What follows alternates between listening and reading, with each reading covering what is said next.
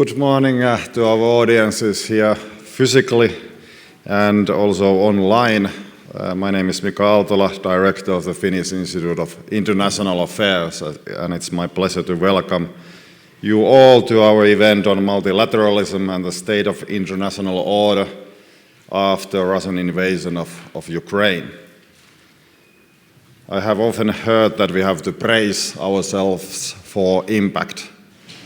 And I think what is meant by that is the institutions are going to be taking a blow when it comes to war. And there are different ways of understanding that from institutionalist perspective and also from international relations, power political perspective. From the institutionalist perspective, it's always important to safeguard multilateral institutions in moments of crisis. The idea is that they have endurance, staying power, and they incrementally develop, sometimes also through a rational planning approach. But perhaps we don't have that much. The time is not hopeful enough for any big reforms and overhauls of the existing institutions. Rather, what is happening is a forced overhauling. The facts on the ground, the war as a phenomena, is changing the nature of international institutions and also multilateral engagements. So the order is squeezed between security demands and claims and between justice, claims about rule of law. Different institutions are being forced to come into terms with that type of setting where you have a contradictory demands and the order, the faint whispering voice of rational approaches to international relations. That's suffering. The other way of understanding is from the power political side of things, where balance of power is the key driver for institutions. It's the underlying fundament for institutions to exist. And if there's a balance of power challenge, as we can now see in Ukraine, the Russian claim is that the balance of power has shifted and changed, and therefore there needs to be new order, new institutions that are fundamentally different from the old ones. That needs to be taken into account. So balance of power results in institutional solutions. And this is what is happening, and that's the impact we have to be preparing for. So multilateral institutions from Arctic Council to OSCE, European level, pan-European level institutions and regional institutions like the Baltic Sea, in the Baltic Sea region are suffering. And we haven't seen the end of that suffering and squeezing. So what is the role that we should take and adapt? Should we go ahead and create new institutions, regional institutions in absence of Russia? Or should we freeze the existing institutions, regional institutions, forms of multilateralism in order to safeguard them for a better day? And these seem to be the two things that are now being considered. So the day, although it's sunny out, is gloomy when it comes to multilateral aspect of global governance. But there's hope. We have a great panel of experts here today to guide us through this bleak environment and give us some insights into what is actually happening in from different perspectives and also from different corners of the world. We have good, excellent set of panelists here today. So I will now yield the floor to our program director, Juha Jokela, who is going to introduce us further into the topic and also to the panel discussion and the panelists. So, Juha, the floor is yours.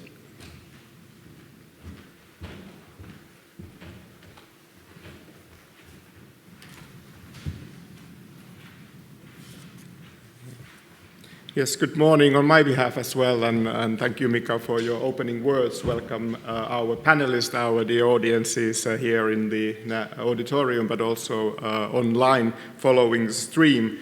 I'm just going to say a few words about the topic in terms of how this is related to our research. So this panel is part of our new research project, which focuses on multilateralism in an era of a strategic competition.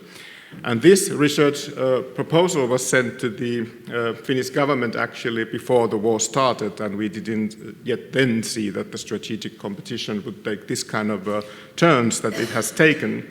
So the background of the research project is more the trends that we already know in multilateralism, which is the turn towards a multipolar world, more contested multilateral fora, and also the emerge of informal forms of multilateral cooperation in different kinds of regional but also global groupings such as the G20, G7 and the BRICS, for instance. And now, of course, the big question for all of us is what Mika already introduced, how the system, how multilateralism will cope with the current situation and the Russian aggression against Ukraine, what kind of implications that will have for the institutions, both formal and informal, and how the situation is looked from different corners of the world. And with that, I'm really pleased to have this excellent panel here with me today and all of us to discuss this topic. What we already discussed before this event was that it is perhaps too early to provide any conclusive evidence what will happen with regard to Russia, what kind of implications that will have. But I think this is a good opportunity to start that discussion and also looking ahead what might be there waiting for us as well. So the first speaker is Richard Gowan. He is the UN Director for Crisis Group and very well-known personality here in Helsinki as well. You have made several visits here. You have a lot of contacts here, and you are, of course, the brains that we often pick up when we want to discuss about the United Nations, but more broadly also multilateralism. And before your current function, you have worked, for instance, with the European Council on Foreign Relations, and in that context, you also managed several projects funded by the Finnish Foreign Ministry. So we are very pleased to have you here, and perhaps kick off the analytical discussion with the view from New York and view from the United Nations. Please, Richard. Well, thank you very much, Juha, and thank you to the Institute for this invitation. Look, let's begin by saying one obvious thing and then one less obvious thing. The obvious thing is that the UN has failed the people of Ukraine, and we cannot deny this very stark reality. The Security Council has failed the Ukrainians just as the Security Council in the past failed the people of Bosnia, failed the people of Rwanda, and more recently failed the people of Myanmar and Ethiopia. And that is a tragic fact, but it is also an entirely predictable tragedy. We knew in the run-up to the war that if hostilities escalated, Russia would use its veto in the Security Council to block any serious action and ensure that the UN did not play a significant political role in this war. And that has been the case.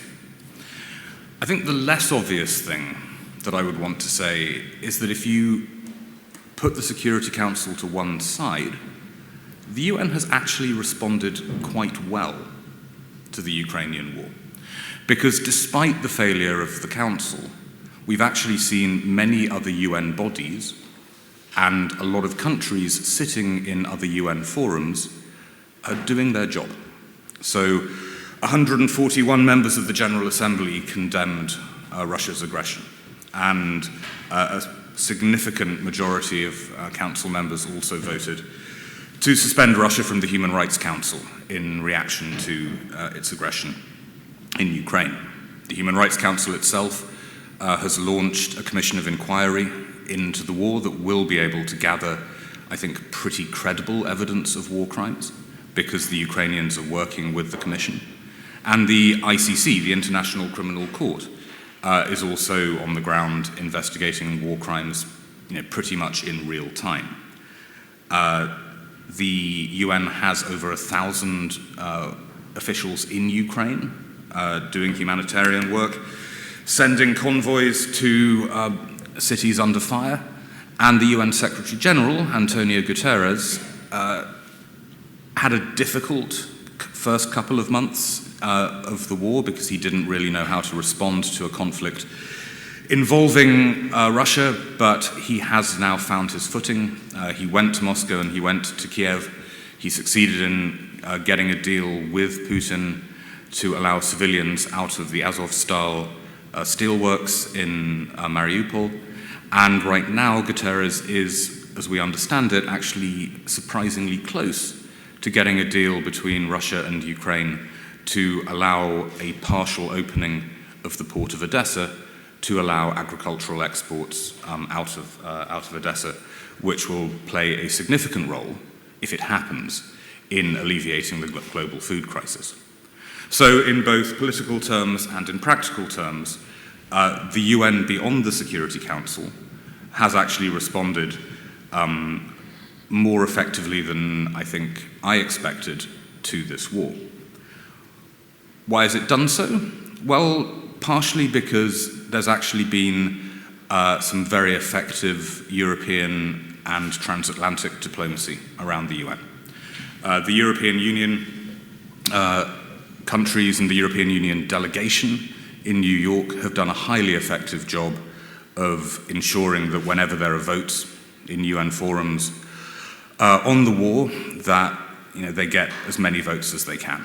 And they've done that in close coordination with the US. And this has been a period where we've seen US-EU cooperation at the UN being very effective. Now, that is not something that we could have imagined 18 months ago in the last days of the Trump administration, when the US was essentially missing in action in the UN, and EU-US cooperation in the UN was at a very low point. The Biden administration told us last year that the US was back in multilateral forums.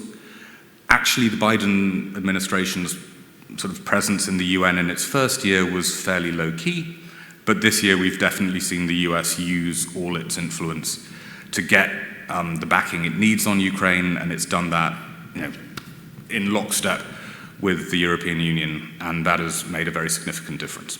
So actually, one lesson I take away from the last few months is that when the West wants to get stuff done in international forums, it can get stuff done. That said, we've also seen the limits to the West's influence.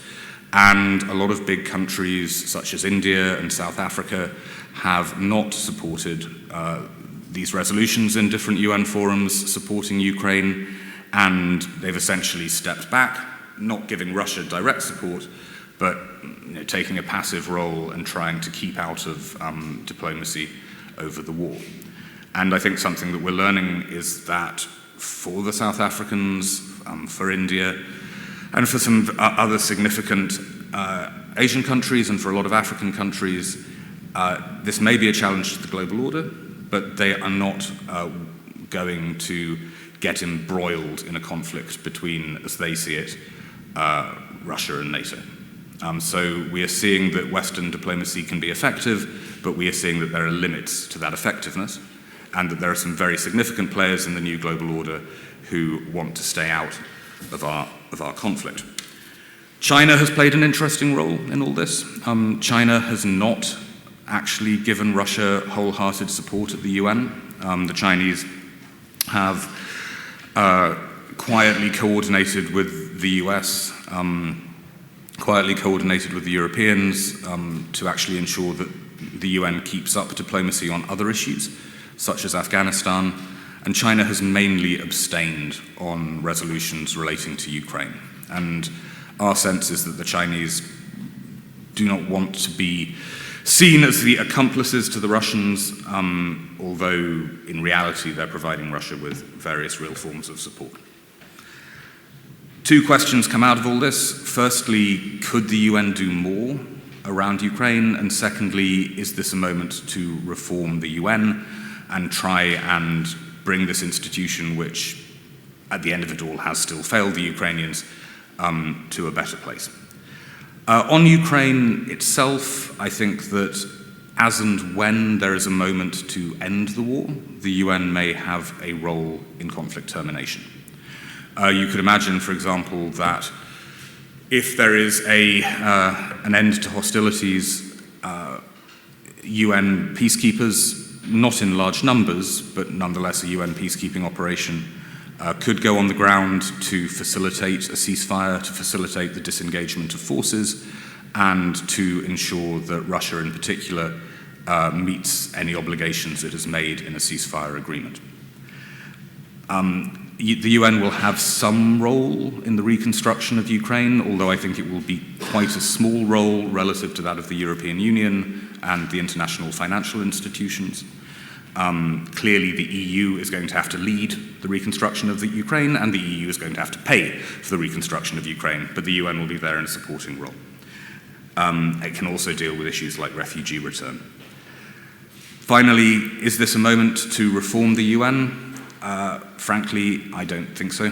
I think that we have obviously seen major failings in the UN system emerge over recent months, but actually I do not sense in New York a strong shared desire to do anything drastic like reform the UN Security Council.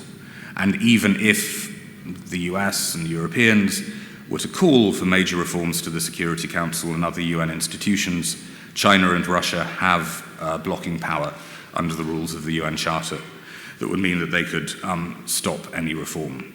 So we're stuck with the UN we have. I think Rory and Barbara are going to talk about maybe some alternative multilateral frameworks for dealing with problems going into the future. But I would just leave you with the thought that the UN we have is profoundly imperfect, but the lesson that we have from the last few months over Ukraine is that the UN is not entirely useless, and that actually significant parts of the UN system have been able to function and contribute to at least mitigating an awful conflict, even if, at the end of the day, the UN has failed the people of Ukraine.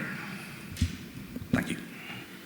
Thank you very much, Richard Gowan, and I think the view from New York and United Nations is very important here also when we think about the implications of the war. You mentioned the food crisis, but also other global crises that are with us here already and requires urgent attention globally and also regionally. And if UN can work, that of course very helpful in that terms, achieving sustainable development goals and fighting the climate change as well.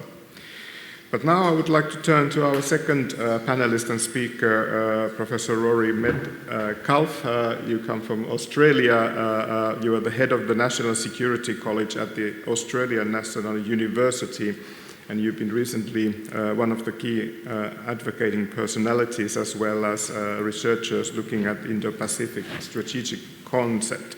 And your career spans over different functions in research, university world, but also think tanks, but as well as diplomacy in several postings in very exciting places in the world.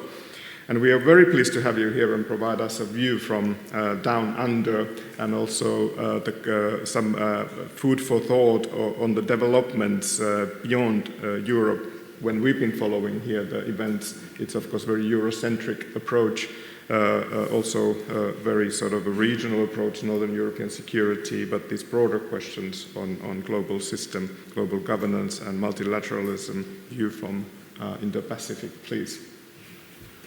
Thank you for that kind introduction, Chair, and again it's wonderful to be back in Helsinki. So I want to talk about what I would call the strategic echoes of the conflict, the Russian aggression against Ukraine in the Indo-Pacific region. And we'll talk in a moment as to what this Indo-Pacific thing is, but just bear in mind that this is about the strategic echoes, the consequences and the perceptions of the conflict in, I guess, an Asia-centric region, a maritime region, a region that involves, in particular, China, India, and a whole range of rising powers. And I think one of the key messages I'd like to share today is that these theatres are connected. Do not imagine that what happens in Europe is not going to have consequences globally, and vice versa. There will be feedback loops.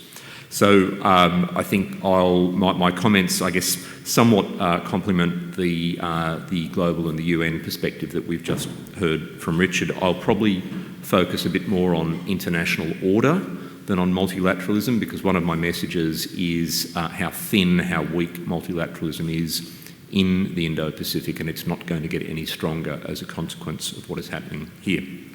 So, firstly, just to recap what I mean by the Indo-Pacific and why this matters. So many of you will know that the Indo-Pacific is now a commonly used concept or mental map for policymakers, particularly in countries of that region, but also globally. So, for example, the European Union has an Indo-Pacific strategy. I've just come to Helsinki from Prague, where I took part in a high-level dialogue supported by the Czech foreign minister ahead of their presidency of the EU to help them define their role in the Indo-Pacific strategy.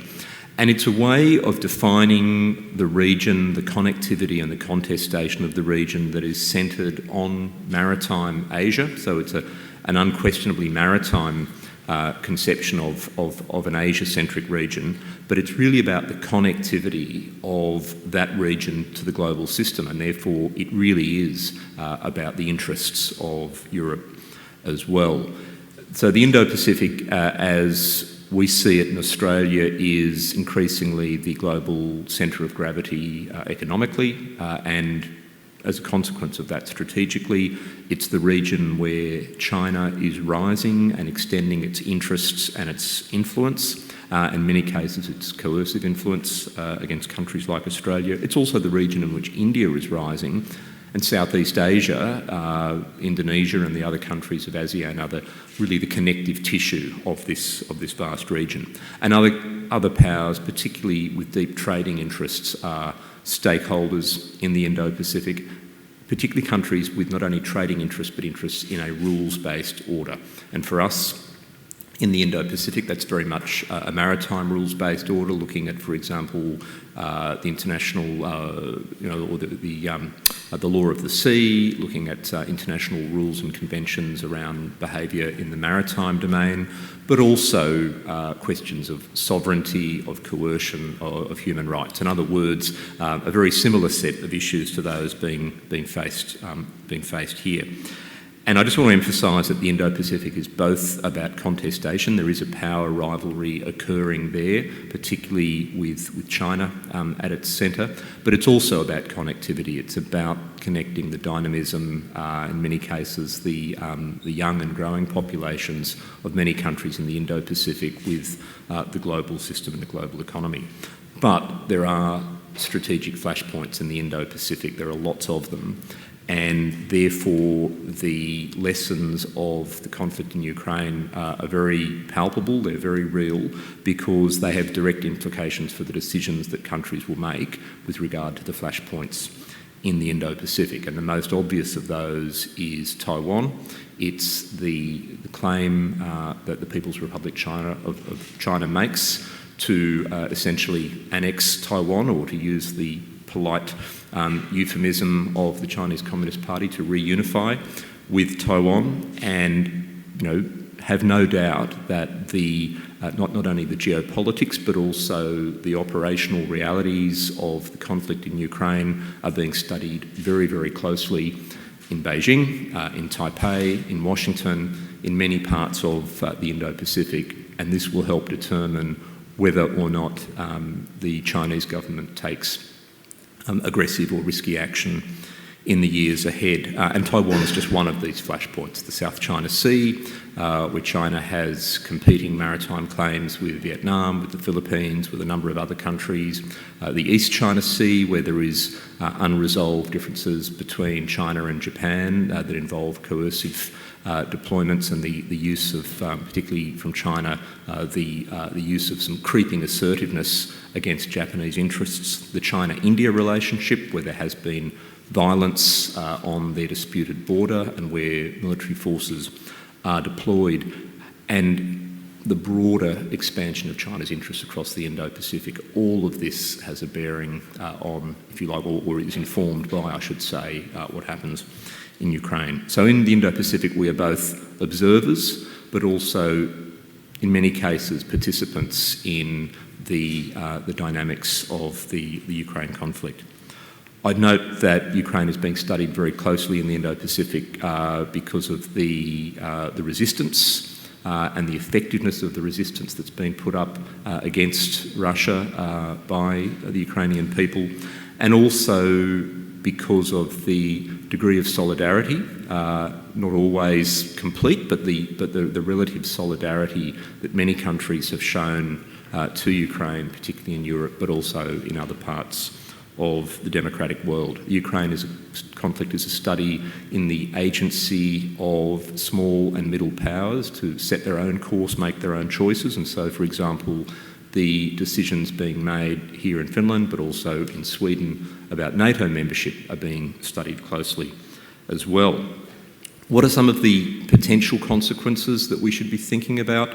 Well, of course, and I think we heard at the very start of this session, I think Mika mentioned balance of power and its underlying influence in international order. You can have effective multilateral institutions, but without some sort of stability in power relations, they're not going to endure. Well, the role of the United States in the Indo-Pacific remains absolutely vital.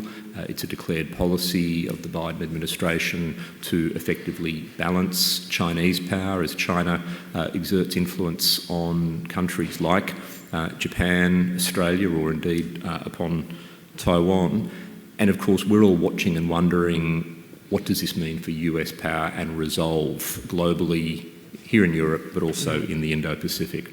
And this will depend how the conflict plays out in the months and the years ahead.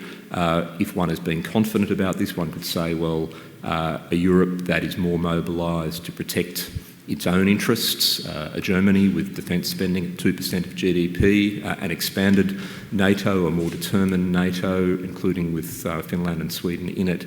These in time actually reduce the burden that the United States sees for itself in Europe, and potentially increase American capability to balance China in the Indo-Pacific. On the other hand, lessons may be drawn that Russia's threats, that the nuclear shadow that lies over the conventional military aggression in Ukraine, that these will affect American resolve in ways that in fact embolden China in the Indo-Pacific. At this stage, the jury is out, but these are the questions that are being studied. Also, for China and Taiwan, the question of whether, in fact, military conflict, once it begins, can be managed, can be controlled. I think that the PLA will be studying very, very closely the fact that this war has not played out at all according to initial Russian strategy, that resistance complicates things from day one. I want to end on, I guess, three key points that I'll leave you with, a little unconnected, but we can try to thread them together. One is about the multilateralism as much as it stands in the Indo-Pacific region, and whether, in fact, there are lessons for that, or for the diplomatic architecture of that region.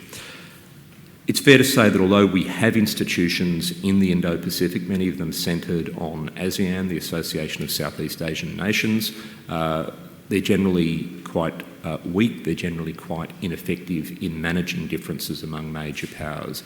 There is, if you like, an assumption in the Indo-Pacific that we will allow ASEAN countries to convene multilateral dialogue, and so we have institutions perhaps not so familiar in this part of the world, but the East Asia Summit, for example, the ASEAN Regional Forum, but they really are about exchanging national positions. They're broadly about norm building, but they're only effective if major powers consent to that effectiveness, and that is often not the case, particularly with regard to China. So the alliance system in the Indo-Pacific remains crucial, and it's not a collective arrangement, it's not an Asian NATO, there's not an Asian NATO coming anytime soon, but it's the web of bilateral US alliances buttressed by what we call minilateral arrangements, such as the Quad between Australia, India, Japan and the United States. And in fact, the alliance system and the partnerships that support that is likely to be, if you like, given even more weight by countries like mine as a consequence of what we're seeing here in Europe. So I think unfortunately the role of multilateralism in the Indo-Pacific will continue to be under great strain, questioned, quite stretched.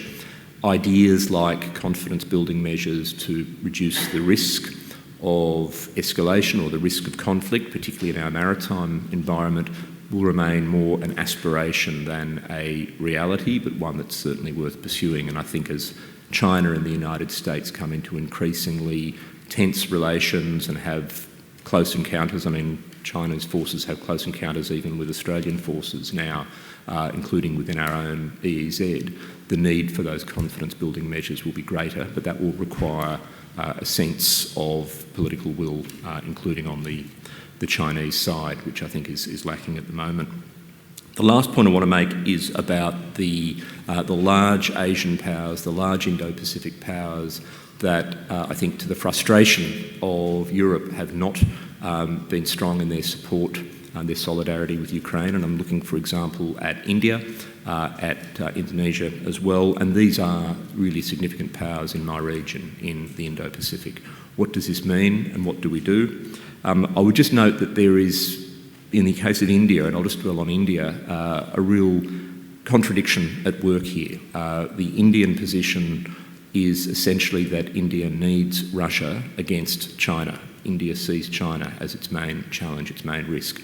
If this war leaves Russia weaker and more dependent on China in their so-called forever friendship, then it's difficult to imagine Russia genuinely assisting India, such as through timely resupply of weapons in some future confrontation between India and China. I think the Indians know this, but it's taking a long time to work through their system. And I think advice for our countries is to work with the Indians quietly on this, rather than, if you like, confronting them with the problem, because India has pretty significant reservoirs of national pride when it comes to being told what to do. But there is change, I think, in the public mood in some of these countries. I took part in a recent virtual dialogue virtual discussion between President Zelensky and an Indonesian think tank, and it was fascinating to see that, at least at the level of civil society in Indonesia, there is actually great sympathy with the people of Ukraine. So we'll stop there, just to note that decisions being made in this part of the world, including by Finland, really have consequences globally, and apart from anything else, they send messages about the agency of small and middle powers, which I think we all need to hear at this time. Thank you. Thank you. Thank you very much, Rory, Medcalf, and this very refreshing view from Indo-Pacific, also in terms of a kind of a lighter or more restricted multilateral fora when it comes to security arrangements. Of course, here in Europe, we are used to these treaty-based highly institutionalized forms of multilateralism, and this is maybe a particular view on global governance that we hold dear here. Now we move to closer back to home, actually, with Dr. Barbara Kunz, who is a senior researcher at the Institute of Peace Research and Security Policy. And last time you were actually behind this desk a couple of years ago when we had the EU pre-presidency conference, and then you were focusing on EU security dimension and Franco-German defense cooperation, and that related to your previous post in the French Institute of International Relations in Paris, where you have focused on that domain quite extensively.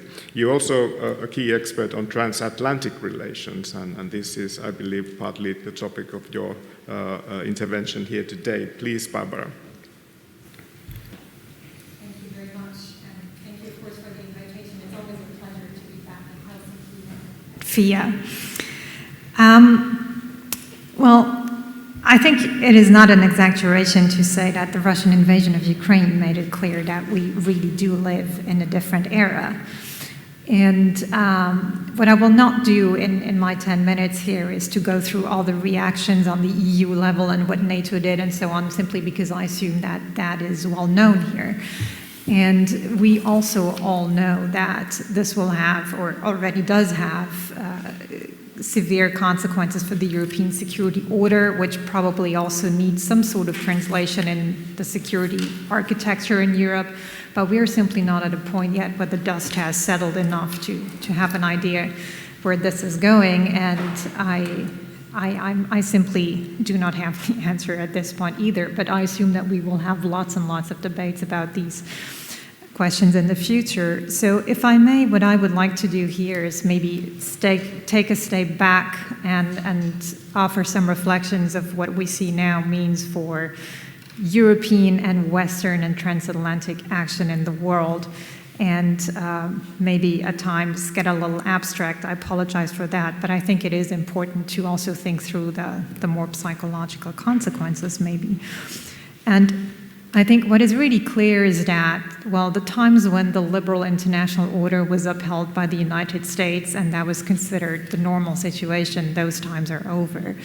And I also do believe that Russia's invasion of Ukraine is not really what caused this, but that this current situation we are in is just a peak of developments that have been going on for a while that are not necessarily related, but that in IR theory speech, the unipolar moment is over and we are entering this multipolar world where also our ideas of multilateralism perhaps simply do not work anymore, because we have, well, in a way reached the end of a cycle in international relations, and that, to quote Ian Manners, the West simply no longer has the ability to define what passes for normal in world politics. And so this is nothing that will come back. And I think we have seen this new normal, for example, with, although there are good reasons, as you line out, to not be completely unhappy, maybe with the UN system and international diplomacy in the Russia,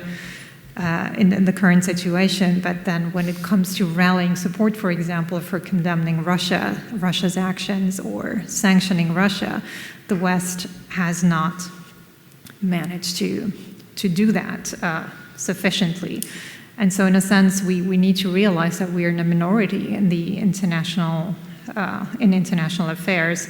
And I think, as I said at the beginning, this also has some consequences that are perhaps psychological in nature and that also need to be translated into national debates. In some countries, maybe more so than in others. Some countries have perhaps been better at accepting realpolitik. Others, like the one I come from, may have bigger or greater difficulties with that. And so I think a first consequence to be drawn from this situation and the war in Ukraine is that we need to reconcile people simply with the idea that there can be conflicts between objectives. You can have conflicting objectives, in particular when it comes to value-based policies, which in a way makes the West and is what we are so proud of, and rightly so, of course.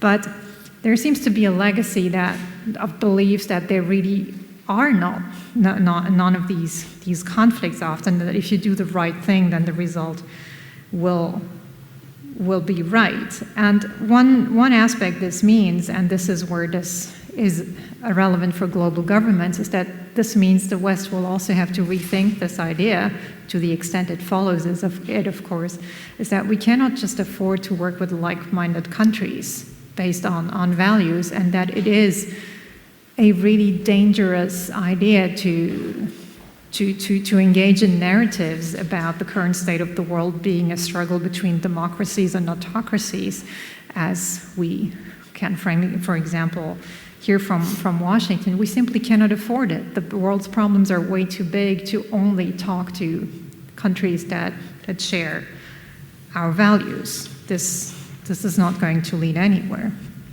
The second, but abstract point I would like to make is that in a sense, the values-based approach is also one problem we have. Now, this of course does not mean that I would argue for giving up on values or values-based approaches. It is very clear that human rights and so on are just not negotiable from at least a transatlantic perspective. But I think just assuming that these values are universal and stopping the debate there is not really working.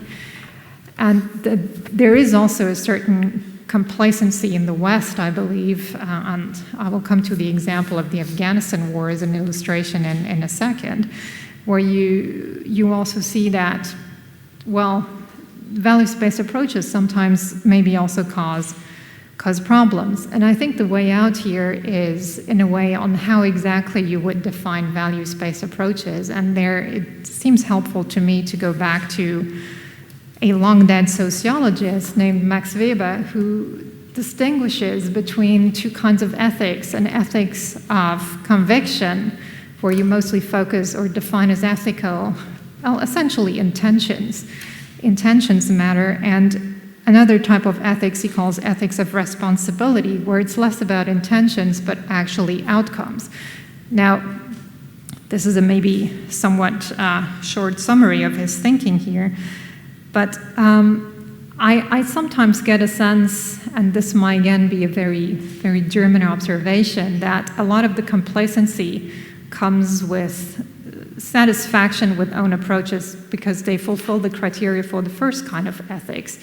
That is an ethics of conviction, and sort of losing sight of what the outcome is. And I think, or at least I do hope that in all the reviews and lessons learned processes of the Afghanistan war that are underway in various places, I really hope that this will be part of the analysis, where going to war in Afghanistan to just fight terrorists or the Taliban was not acceptable to a large portion of the Western public audiences, the Western, well, voters, so that the intervention, the military intervention in Afghanistan had to be loaded up with a lot of good intentions in order to be acceptable to public opinion, and so resulted in nation building and so on, which from an intervention perspective just led to mission creep and the inability to fulfill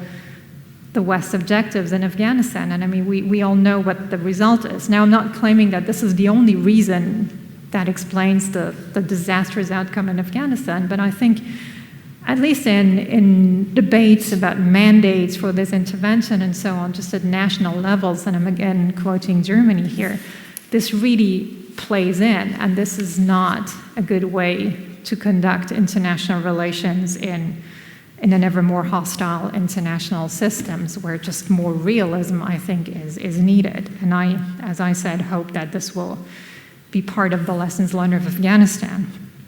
Now, this was very abstract, so to conclude, let me just come back to the situation in Ukraine, the Ukraine war, and a more transatlantic and Western perspective. And I would like to end on a warning that is, right now the West is relatively unified on this, but I believe that the unity we currently have is relatively fragile. And it is fragile, I believe.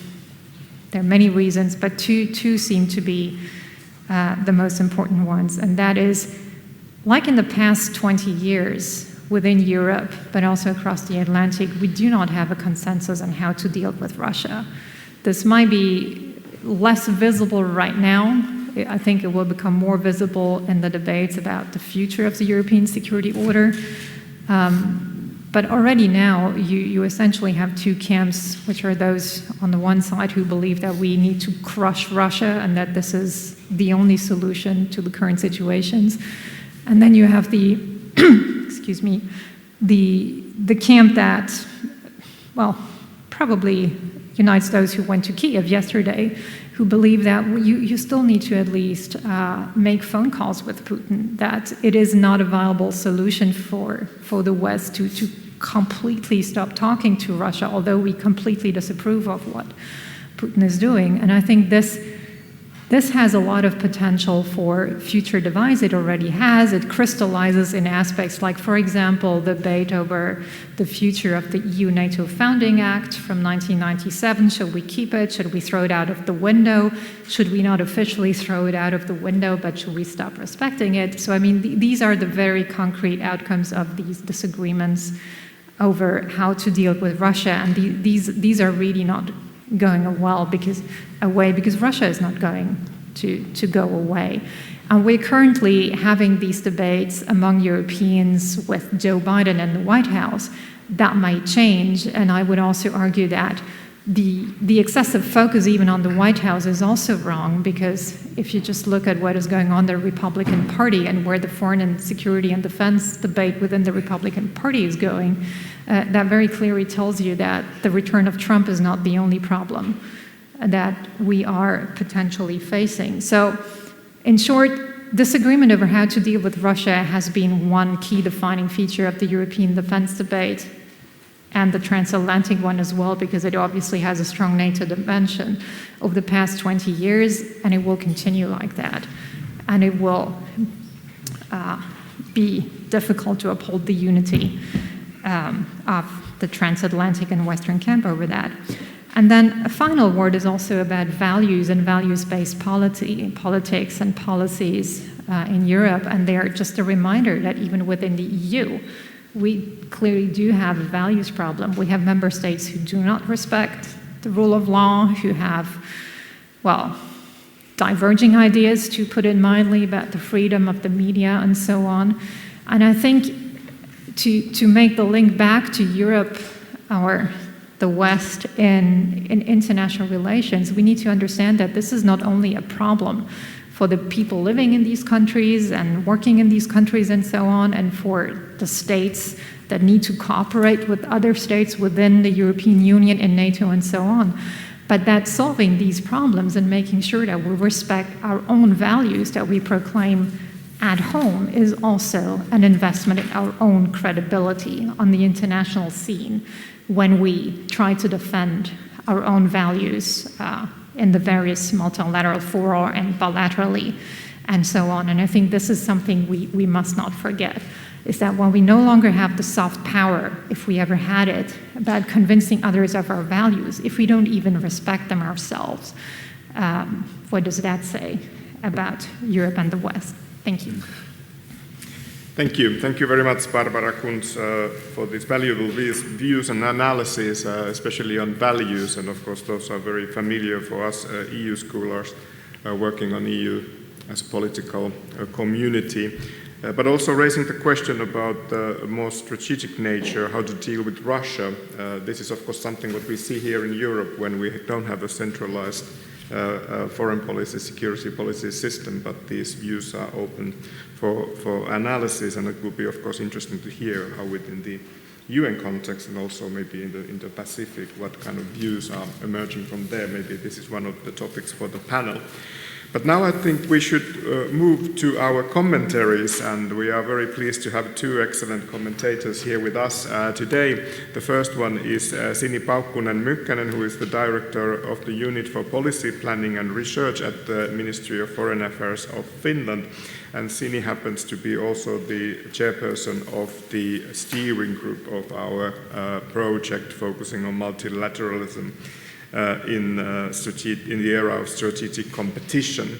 And Sini has an extensive expertise on various aspects of multilateralism, and she has worked a number of years in her current function, and also I know that she's a very big expert on issues related to Africa and EU external relations in general. So we are very happy to hear your views, perhaps from the European EU perspective and from the Finnish perspective, of course. Sini, please, the floor is yours.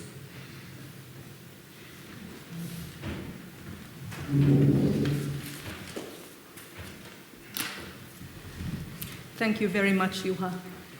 Oh, sorry, I think I'm causing a trouble here.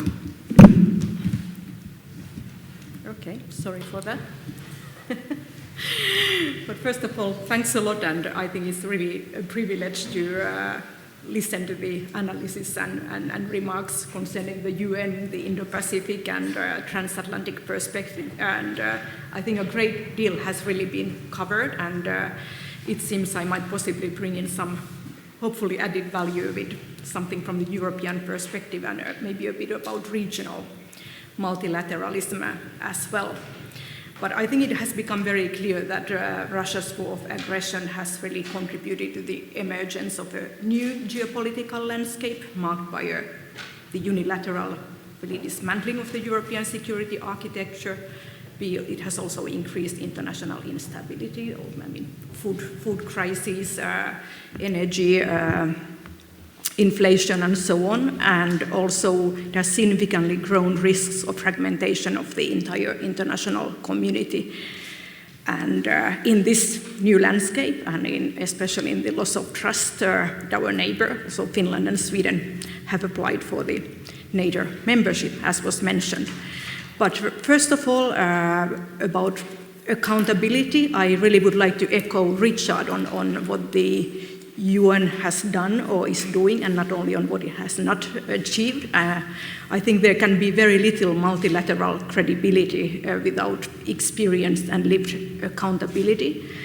Holding Russia accountable for its violations of human rights and international humanitarian law is really key to fight impunity. And thus this investigation launched by the International Criminal Court that you mentioned, and also the work of the Commission of Inquiry of the UN Human Rights Council are really of utmost importance for the entire system.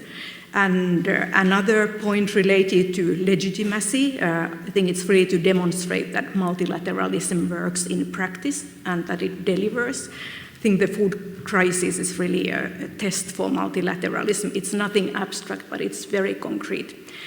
And for Finland, it's essential that also that the EU actions we are involved with are truly anchored in the multilateral system and support really a robust response from the UN food agencies like FAO and WFP, as well as the international financial institutions.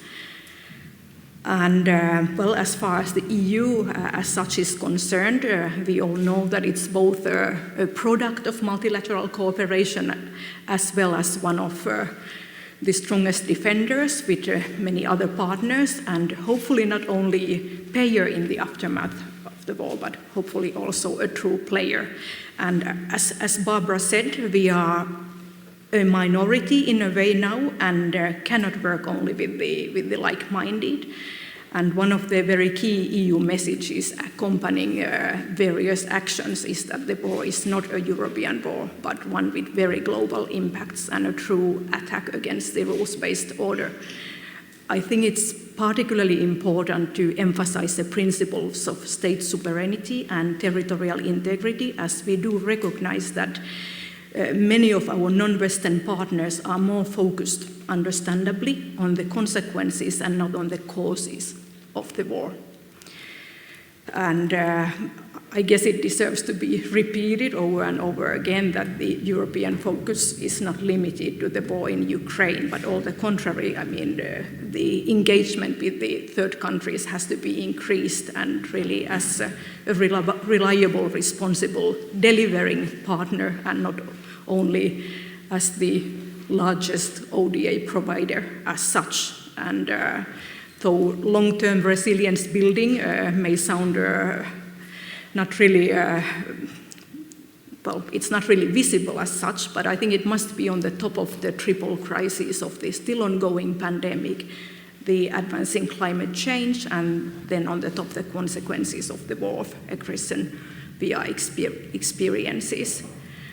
And well, there are many practical actions being taken out on food security, energy, raw material, macroeconomics in different parts of the world, but maybe the weakest point of the EU and for us in Europe has been really the global outreach. and there's certainly a need to intensify that. And for this, we really need facts-based, assertive, and proactive strategic communication and public diplomacy. I think some diplomatic efforts in this vein were made this week also in the context of Nordic Africa Foreign Ministers meeting in Helsinki. And this also includes, or the resilience building as such includes plenty of concrete actions, not only equipping partners to fight disinformation and enabling freedom of expression, but it means something that we have also been doing very long term in Finland, like support to independent media, civil society organizations, and so on. It may sound technical, but it's really long term strategic investment at its best. But a word of caution, and this is a very personal comment, that when we intend to isolate Russia, we have to be very careful that we do not isolate ourselves.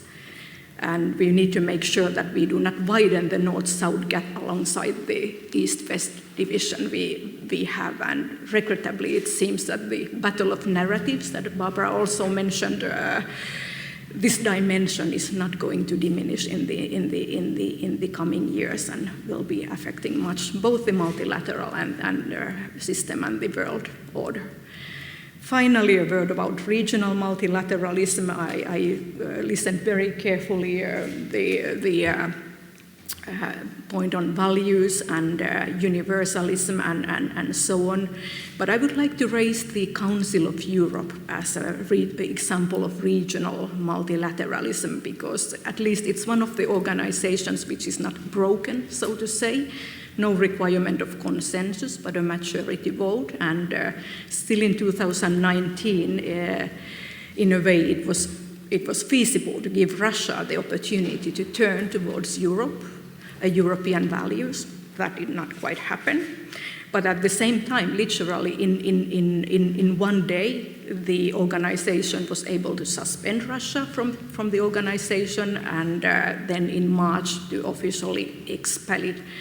But I think the interesting thing is that with the confirmation of the expulsion of Russia, the Committee of Ministers actually stressed very much the desire to build a stronger Council of Europe, whose work is based on shared values and priorities in the area of human rights, democracy, and rule of law.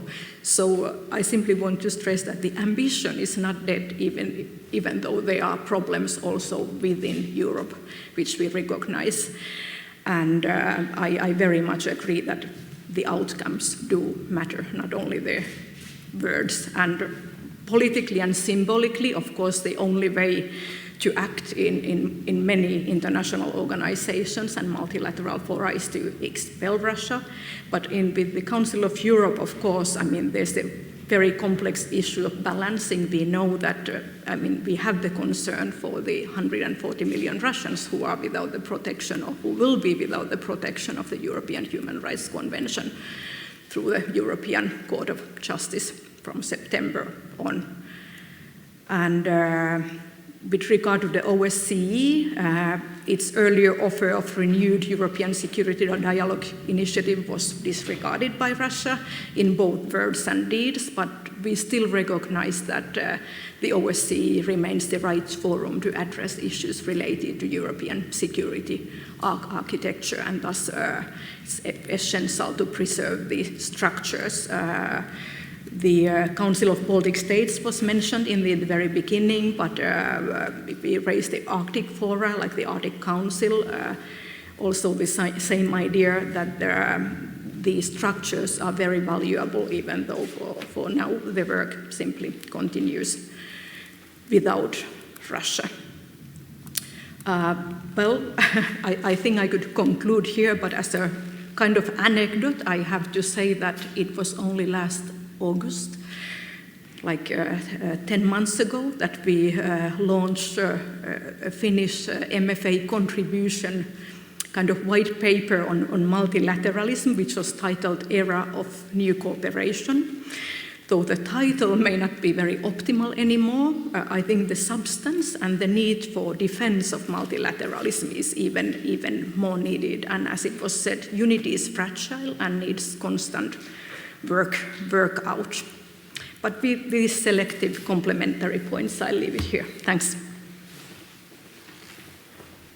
Thank you. Thank you very much, Sini, and especially bringing the Finnish perspective, but also the regional perspective.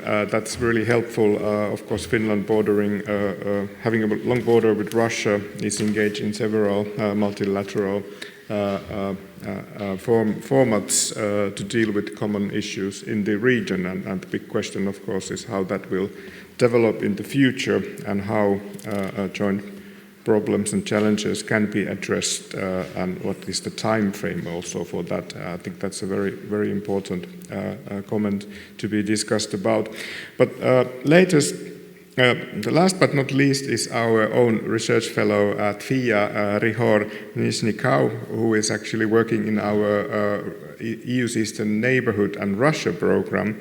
And we have asked him to provide some comments, potentially from a Russian perspective. We know that it's very difficult to have an access, actually, to the discussions and debates that take place in Moscow. But anyway, I think our researchers in that program are in the best place to do that. And we are very looking forward to your comments, how Russia sees development of multilateralism in months and years to come. Please, Rory, the floor is yours.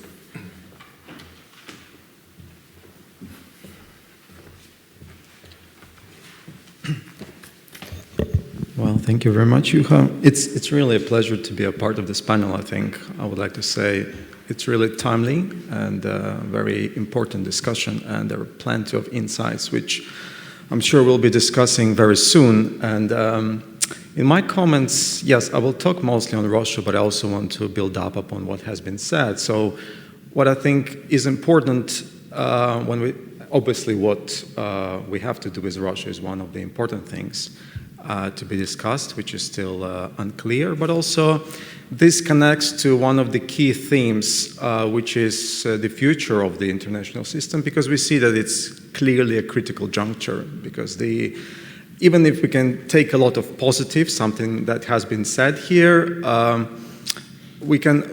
this panel was extremely sober, which I like, because this is exactly, we are maybe in the beginning of a really long process, and it's really a challenge.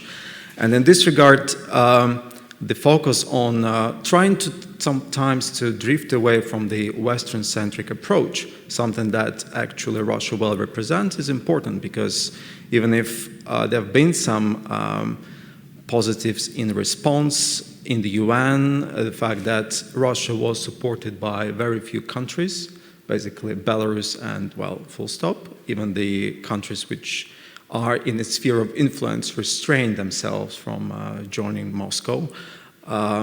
Doesn't mean that this will be sustainable for a long time. So in this regard, I think we really have to look at what really drives, and I would probably try to, because I know that time is already running out for my intervention, I would underline two things which are important regarding Moscow's approach to multilateralism, but also its actual vision of the international order. And before that, I will say that what we are viewing now is exactly a continuation of a long process. Something that has been happening during the presidency of Vladimir Putin, but also something that has been connected to actually pre-modern Russia times. So this is basically a part of, it's a long-term legacy. And in this regard, the invasion of Ukraine is not, in essence, attack on Ukraine. It's actually attack on the existing international order, and primarily attack on the West. And Russia, even if we can say, might be somewhat humbled at what it has experienced up until now, is very resolute in what actually is trying to pursue. And here I would probably briefly mention two key points, which we can probably later discuss or disagree with. The first one is that Russia doesn't believe in multilateralism. If you actually look at core discussions on the current international system, on key institutions, Russia believes that there is no multilateralism there. So it's US driven. They think that actually US dictates. Russia thinks that it's extremely unfair because rules are written by someone else. And it actually believes that if we have to look back in history, that the real multilateralism, so for them this is pseudo-multilateralism. So for them, real multilateralism is basically where kind of a Westphalian system where great powers come with their own spheres of influence and agree on things. So for them, this is how things should work. And in this regard, what Moscow and both research community policy as well as elite would say that, well, what we are doing is somewhat mimicking what the United States has been doing since the collapse of the Soviet Union. So they profoundly do not believe in the multilateralism the way we see it. The second point, which probably somewhat that has been clarified by Russian invasion of Ukraine, but this is maybe only for some, that was maybe ended some of the discussions. Russia actually is somewhat a lonely power, something that has been defined a long time ago, because if we look at Moscow's foreign policy, we see that it's not a part of any actually true multilateral alliance. So Moscow likes to build its foreign policy on a very bilateral needs. So like the way actually they think they balance the international system, try to carve their special role. And in this regard, if we look at how Moscow participates in the existing institutions, international institutions, we can see that its approach is very instrumentalist. So it's either that it wants to extract certain benefits from participation, sometimes it's very plain ones, sometimes it does it for status, something that we have seen during, for instance, Yeltsin and early Putin times, that participation in certain fora gives you extra status and actually means that you are a great power. I think the UN Security Council is a great example. And finally, I think something that we really have to look and follow more is that when Russia participates in different initiatives, usually it also tries to undermine them from within. So this is where it actually views one of the most instrumental benefits from participation. So when we see that Moscow is a part of something that we think is of core interest to us, it means that it might be just a part of its instrumentarium or tools to attack what we think is important to us. So I'll actually stop here. I think I would maybe just one little point. I think something that is extremely important, because I really enjoy that this topic of values have been brought up. And I do share what have been said, because indeed when we just try to, I mean the West, not us or me, but when we try to approach other partners from a very top-down perspective, it always resonates and sometimes backfires. But I would put it this way, it's also, if we look at Moscow specifically, actually much of its, let's call it disgust to multilateralism and international system comes from its fear of Western values. Because they think that, and it's where the foreign policy connects to domestic conditions. For Vladimir Putin, for Kremlin, the Western values are the key threat to their power. So when we can discuss when actually the Russian foreign policy turned that much assertive under Putin, there can be a lot of days, but one of the core ones would be the Bolotnaya Square, when Russians went to actually ask and demand for more democracy against continued rule of Vladimir Putin, and that's where Moscow understood that, this participation, this somewhat closer links with the West and with the EU actually damages its domestic source of power. So in this regard, we really have to be careful when we discuss how much value should be present in our foreign policy, because there are plenty of allies in let's call them other powers domestically, which actually, I mean, on the societal level, which actually wants type of the same. And I think Ukraine shows it very well. I'll stop here. Thanks a lot. Thank you. Thank you very much, Riho, for bringing in this perspective from Russia on multilateralism, also Russia's motivations behind multilateral actions, its instrumentalist and interest-based view on that. I think there is a lot of food of thought for us to discuss also that where would Russia like to see itself in the multilateral system in years to come. Of course, we are wondering in West often that where we want to put Russia in that system. But that's a kind of important question, I think, to address. And also the kind of the fact that the connections, access, links with Russia are now very dim. So we don't actually know much what goes on, especially without some information from intelligence community that what Russia might actually be up to in multilateral format. But what I think was interesting also in your presentation was the Russian view of having great powers around the same table. And I think one theme for the discussion could be also the role of more informal groups. I mean here the G20, G7, and also the BRICS group. Of course, we all know that the G7 used to be G8 and is now back in G7 format without Russia. There is a G20 summit coming in Indonesia, and the big question, of course, is whether Russia will be able to participate, whether Putin would like to travel in the first place. And then, of course, the BRICS group, which is kind of a balancing group, perhaps the G7 is also an interesting to see how that development follow. So maybe this is something where we can return to. But as we have had so many excellent presentations and comments, I think this is now time to open the floor for questions. And now I would ask our audience to raise their hands to provide some questions. I have already one ambassador here, and then Mika Aaltola, my boss. Then I have a former Finnish Prime Minister and the Vice President of the European Commission. So maybe we start with those, and the fourth one, FIIA Fellow. So we start with the Austrian Ambassador, Mr. Henning. The floor is yours. Yes, thank you very much. Thank you to FIIA for organizing this interesting event, and thank you to the panelists. And most of all, thanks to Sini Paukkunen for mentioning the OSCE. We sometimes tend to forget these regional multilateral institutions.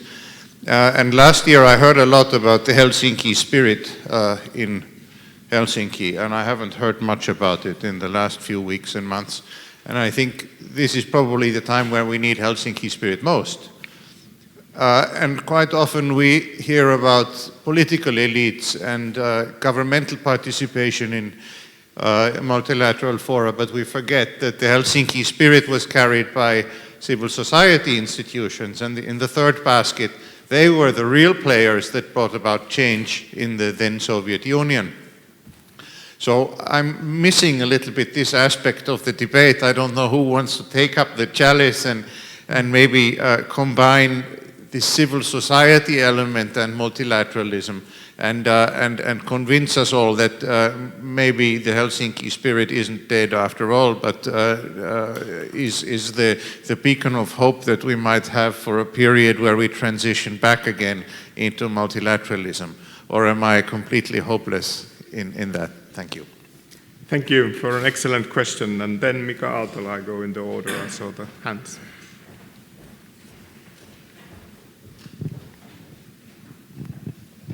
Thank you for very thought-provoking panel. A lot of insights that at least was coming into my mind. And thanks for the Helsinki spirit comment. I don't think that you want to spoil Helsinki spirit. Now different spirits are blowing very strongly. They are much colder, much more blowing from the Russian direction, Siberian cold air and you don't want to spoil. There needs to be an exit strategy from this type of spirit, and perhaps Helsinki then a little bit later on, but you cannot calendar these things. One aspect that I was thinking about, Barbara, you mentioned power cycle, that it has moved on, and you referred to movement from unipolarity to multipolarity, and trying to find some kind of a manageable multipolarity framework.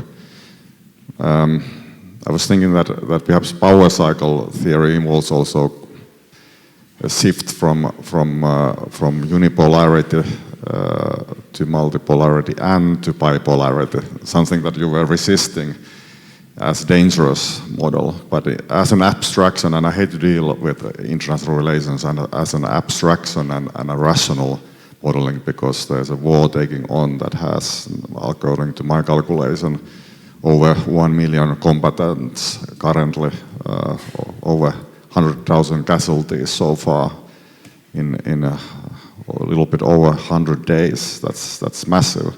It goes well beyond the Persian Gulf War, the first one that kind of established the unipolarity by liberating Kuwait and ended the Cold War. So my question has to do with the manageability of multipolarity. Is it a manageable system?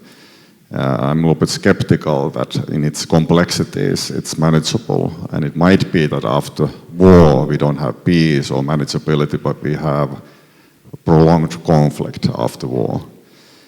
And the system can escalate not to multipolarity in any hopeful sense of the word, but into increasing complexities and increasing international conflicts. And then the system returns to bipolarity, that as an abstraction I think is the most stable model.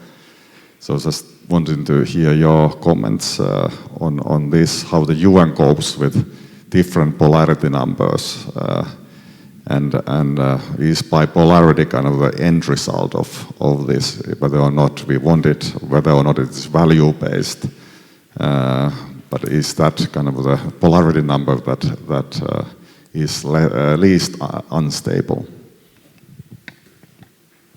Thank you very much, Mika, and then Jyrki Katainen, please. Thank you very much. Thank you for organizing this very inspiring event, and I also would like to thank all panelists for a very insightful and inspiring presentation.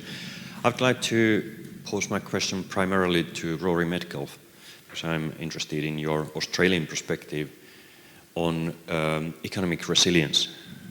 Here in Europe, we are quite extensively talking about European strategic autonomy, not to be too dependent on autocracies or undemocratic countries in our value chains.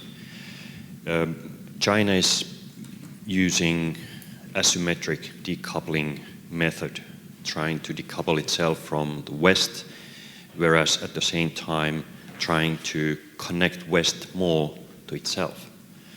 So what is your view on the economic resilience, which obviously has a close connection to security?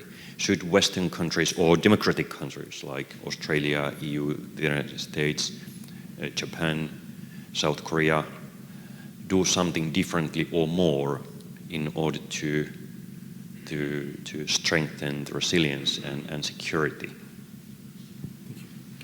Thank you very much, Mr. Katainen, and maybe we can take one more question from our fellow Niklas Helvig, and then we come back to this side of the table, and then another round for questions. Niklas, please, the floor is yours. Yeah, thank you. I have one question for Richard Gowan and one for Barbara. Richard, you mentioned that the EU was very successful in lobbying support for the UN General Assembly resolution. So I was interested to hear your views on what are the lessons learned of this process. What did the EU write in this case? What were the mechanisms there?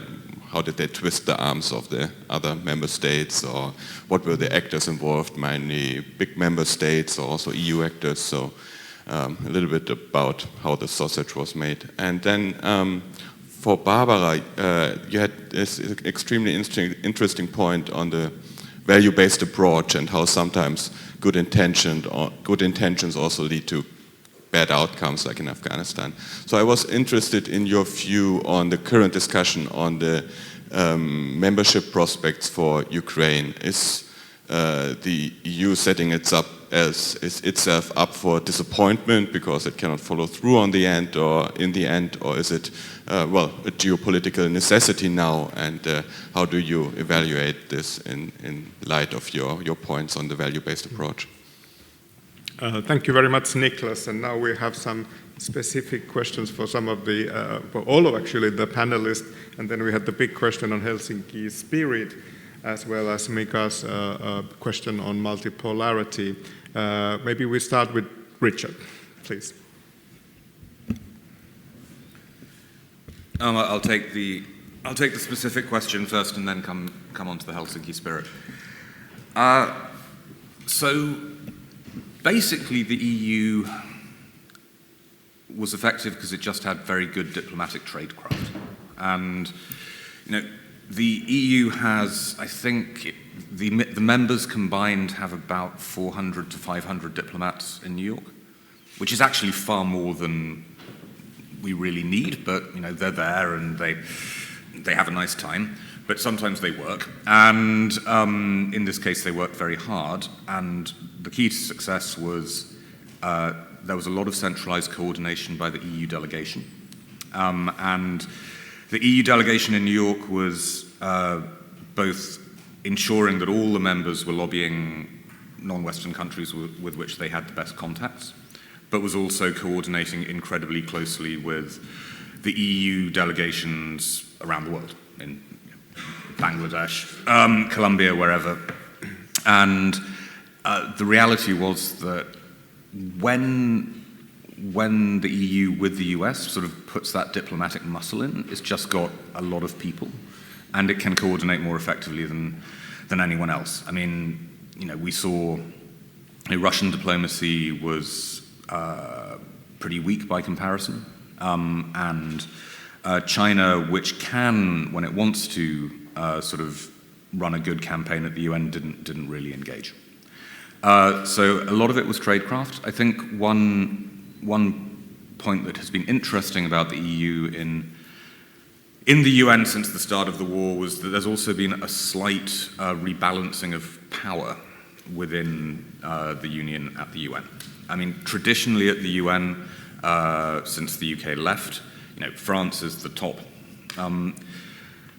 player in the EU, then you have Germany, the Nordic countries, and a lot of the time, to be quite honest, the Eastern European members of the Union are not really big players in UN affairs because they're not sort of aid donors and sort of similarly influential within multilateral affairs.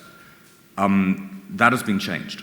Over the last few months, it's very much been the Balts, the Poles, the frontline states who have been driving EU policy in New York, insisting that the EU take a very strong line in support of Ukraine, coordinating very closely with the Ukrainian mission to ensure that there's a very firm position. And that has been interesting to see, that actually for once it's really been the newer members of the Union who are driving EU policy in the UN system, and they've given it a lot of energy. But then it boils down, as I say, to tradecraft. On the spirit of Helsinki, I think there's a question here, because there are two spirits of Helsinki, right? There's what we like to think of as the spirit of Helsinki, which is about civil society. And then there's the reality of what actually happened in Helsinki and Geneva in the 1970s, which was that a group of diplomats got together and worked pretty much in isolation in Switzerland, primarily on questions around hard security and borders. And the basket on civil society was at the time seen as a bit of an add-on. And I think there are two questions now. Is it possible to get back to that original sort of spirit of the 1970s when it was possible for the West and the Russians to sit down and talk about security architecture issues despite being in a highly competitive situation. Because, ultimately looking beyond the war in Ukraine, at some point, you will need to have another moment of that type when we talk about security architecture affairs. But that, as Barbara said, still feels some way off. As for the sort of the civil society engagement, I think this is probably a learning moment for civil society and the multilateral system, because over the last few years, the real energy from NGOs and civil society movements around the UN has been focused very much on climate change, and rightly so. And that's the sort of one area where large numbers of young people really want to see UN action. There has been a lot less energy around peace and security affairs. There's some energy around nuclear disarmament, but not on the scale that you would have seen back in the 70s and 80s. And I think this is a moment where sort of civil society organizations have to keep focused on climate change and keep reminding us that climate change is still an existential threat, but also perhaps think a bit more about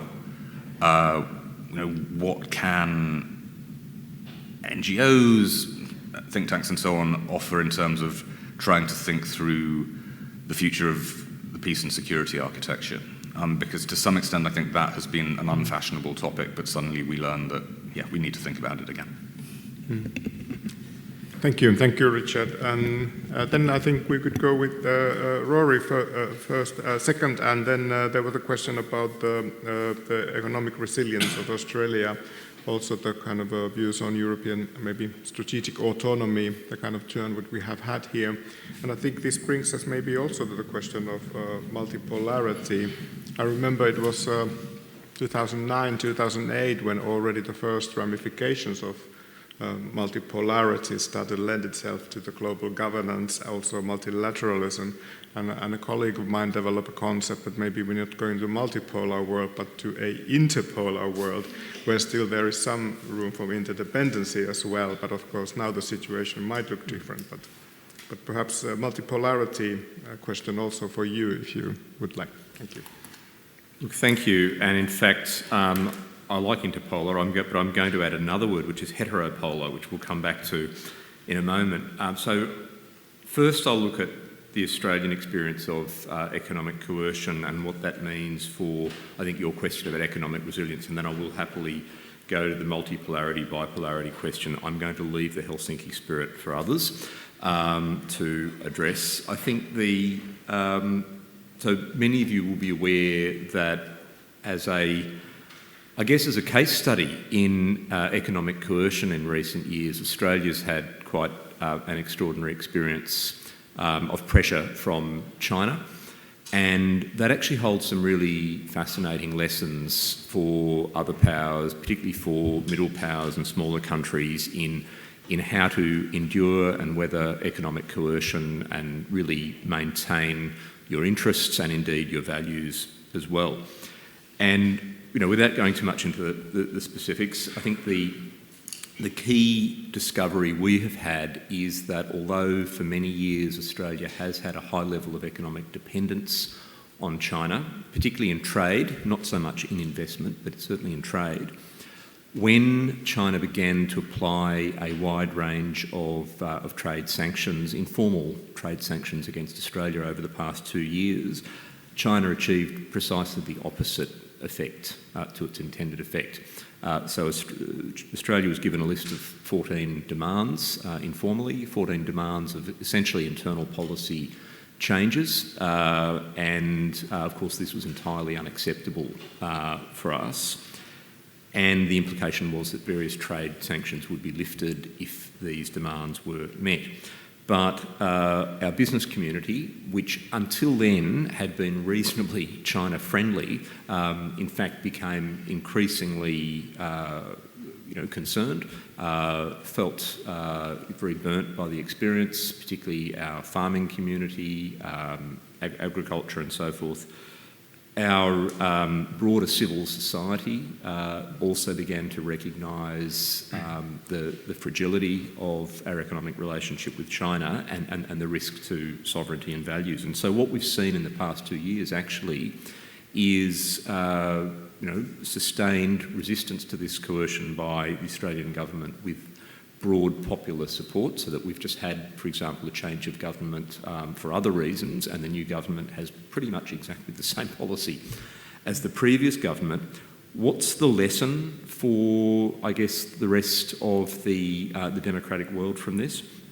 Look, firstly, I won't exaggerate how successful we've been. There is one particular industry, and this is no secret, the iron ore industry, which wasn't touched. It was the most important pillar of the economic relationship, and clearly the Chinese system recognised that it would do itself enormous self-harm if it sought to sanction that industry. All of the other industries that were affected have made adjustments, so there has been quite substantial movement towards diversification of trading partners. Some industries have effectively re-engineered to meet this new demand. So, for example, agriculture has one bad year, but then can find new crops and new markets. The other piece of context that's really important to understand is that we built a preparatory architecture. We actually anticipated this a number of years earlier, and so introduced laws against foreign political interference, laws to screen investment for security reasons and so forth. We now have quite a strong regime limiting research collaboration in sensitive technology areas with countries where essentially we cannot have strategic trust in the partners concerned. And a lot of this preparatory architecture has helped us get through this difficult period. So I think there are many democracies studying one another now in this regard, learning from each other's experience. And I know, for example, here I was interested yesterday at a FIIA seminar to hear about the Nordic experience in protecting critical infrastructure through law. So we're learning from one another. But finally, where do we go from here? I think what's missing is some kind of international solidarity on these economic coercion issues, and there are the first glimmers of diplomatic processes to develop shared arrangements for a range of democratic countries to support one another when one of us is subjected to economic sanctions. That's going to be a difficult sell to our business communities, but it's something that we need to do. Just briefly on multipolarity and bipolarity, absolutely fundamental question, and I think that I can only speak from the Indo-Pacific experience of this, where we are in literally a heteropolar system. We have both bipolarity and multipolarity. The United States and China are far and away the two most powerful states strategically and economically, but there are other very substantial and capable powers in the region, for example, Japan and India, and to the extent that those countries feel that their interests are not protected in a bipolar system, they will increase their capabilities and push us more towards multipolarity. I wouldn't settle for a conclusion that at the moment bipolarity is a more stable outcome for our region, because it will depend enormously on how those two poles or those two leading powers really leverage or use that bipolarity. If the interests of third countries are not sufficiently respected, if this is about spheres of influence where, for example, Taiwan is traded away or Japan is traded away, then you won't have stability. And that's why, at the moment, interestingly, from Australia's perspective, we not only see a multipolar region, we actively seek and want one. And I think the objective there is to work with China to identify some kind of settling point where it actually begins to identify limits to its own ambitions. Thank you. Thank you. Thank you very much, Rory. And then Barbara, there was at least a question on enlargement, but maybe you want to pick up some of the other ones as well. Yes, thank you. On enlargement, I wish I had a simple, clear-cut answer to that. And as a human being, I would say, yeah, let's invite Ukraine tomorrow. But I don't think that would be a good idea. So, I mean, the unsatisfying answer I can give you is that, and this is just my personal opinion, that I think it is absolutely right to give Ukraine the candidate status just as a symbol and to give hope, even if that sounds maybe kind of cheesy. But then I also think it is important, also out of responsibility for the countries that are already in the EU, to make sure that Ukraine does not accede before it is ready, because we also have a responsibility to preserve European integration, which is hard enough to do without Ukraine in, but it is just such a big country with such big problems at so many levels. I mean, rules of law, governance. I'm not a Ukraine specialist, but it seems to me that there is a long way to go before Ukraine is ready. There's also, by the way, the fairness aspect, for example, vis-a-vis the Western Balkans and so on. So I think offering the candidate status, yes, and of course helping Ukraine to become ready, but I would advise against fast tracks and anything like that. Multipolarity, I think this is a really interesting question, although I know this is not an IR theory seminar, but I mean, I'm a realist, so that makes me very gloomy on these things, and I personally do not really think that multipolarity is manageable at all, and there's two reasons for that. The first is that, as Rory said, we're not just talking about one international system. This is a lot more messy. There's different levels. There's regional systems, and they can have different kinds of polarity and so on. And the second reason, which is linked to the first one, is that the more poles you have, the more dynamics you have going on in the international system. And the more dynamics there are, simply the harder it gets to actually canalize them, read them, analyze them, and of course do something about it. And in that sense, my perhaps biggest fear when it comes to the Western world right now is that we do not have the intellectual and conceptual capacity to actually read what is going on around us, because we've been just so happy with this discourse of the end of history where Russia, I mean, one thing I find very interesting in just following the Russia debates, for example, in Germany, is still how often you can still hear these little words like not yet or still, which I just interpret as there's still hope that Russia someday will become normalized and we're back to the sort of the happy end of history world.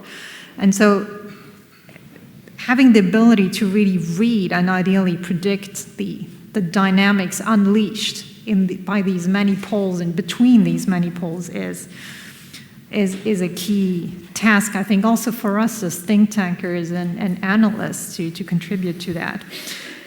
But a second aspect I would like to raise here, and that's where the Helsinki spirit actually comes in, is that if we assume that this multipolar international system, but also regional system, is more difficult to manage, that also means that defense becomes much more important. And I mean, we've seen the steps taken in Europe, NATO stepping up, Germany has the Zeitenwende spending 100 billion euros on defense now and so on. But I think something that, and again, just deeply rooted in realist theories of international relations that should not be forgotten in that context, is that with more defense comes also more security dilemmas. And I think one way to categorize the ongoing debate on future dealing with Russia is also that it boils down to the question, do we accept or do we believe that Russia has legitimate security interests? Yes or no? Or in other words, do we accept or do we believe that all European states have legitimate security interests? And does that include Russia? The debate I see currently at times goes into the direction that, no, we just want full-on deterrence, and nobody says it outright, but as if the majority maybe would be thinking that Russia does not have legitimate security interests. And I think this is a somewhat dangerous position, and I'm not saying this at all because I approve of what Russia is doing, and having legitimate security interests is absolutely no reasons to invade neighboring countries, just to be very clear on that. But I think to me the Helsinki spirit would also mean accepting that all countries have legitimate security interests, and that once we get to the point of thinking about the future of the European security order and the future of the European security architecture, which are two different things, are we willing to base this, just for the sake of stability and avoidance of security dilemmas, are we willing to base this on the idea of legitimate security interests on all sides? Which of course also means that Russia has to accept ours and respect the Baltic states or any European country's security interests.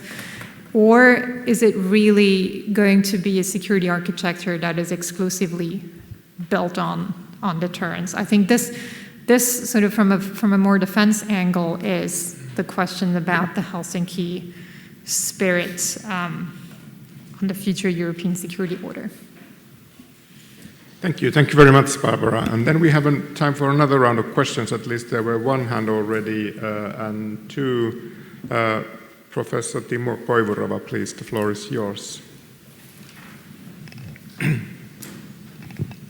Yeah, thanks for the great presentations. Let me offer one reflection on multilateralism as well, and perhaps Richard could pick it up or then not. So I was probably, I don't know if there were any other following the Rio Stockholm plus 50 beginning of June. So that was the big development environment conference now in Stockholm. A lot of action seemed to be there. The coverage in Finland, probably in the Ministry of the Environment webpage, you could find some information about it. That's it. So what was basically the motto there is that we have triple planetary crisis, and it's a different one that was mentioned. It's climate change, biodiversity loss, pollution/waste, and pretty much entailing from the international community, well, the drivers are huge, like population growth, unsustainable production consumption, our material footprint is just on the increase.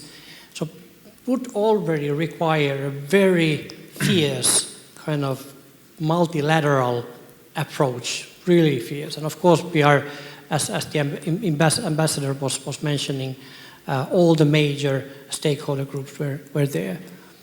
I think that my pondering here is really that this is about the carrying capacity of the planet, of course. And now when we are hearing the multipolarity and all the difficulties in the world that we are facing, do we see any hope in this? That we have already hope, to some extent I've lost hope in terms of climate change. I mean, with the current rates of still, all the society is wanting to grow. I mean, GDP, that's the measure of success. So do we have any hope for the future? That's pretty much my question. Thank you, Timo, for this big question, I would say, and I'm sure that our panelists will try to answer it the best they can. But then we have a second question there, the lady in the front. And the microphone is on its way. Thank you. I'm Christina Häiky of University of Helsinki, and my question is mostly to Dr. Kunz and also Riho Lisnikau referred to this very, very tricky value issue. As you said, if we only limit the discussions with the like-minded, there are not many more than people sitting in this room. So I served at the Finnish Consulate General in St. Petersburg from 4.5 years until summer 2013. And it was wonderful time we all trusted in future good developments, and especially the Nordic cooperation was very, very close, and we got some good results. And now there's so much self-reflection in this country, whether we were too blue-eyed or wishful thinkers.